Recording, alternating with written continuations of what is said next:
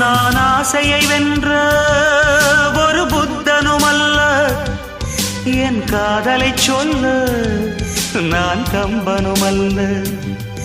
உன் காது கடித்தேன் நான் கனவினில் மெல்ல, இன்று கட்டி அணைத்தேன் இது கற்பனை அல்ல. அடிமனம் தவிக்கும் அடிக்கடி துடிக்கும் ஆசையை திறகிவிடு. இருவிழி மயங்கி இதழ்களில் இறங்கி உயிர் வரை பரகிவிடு.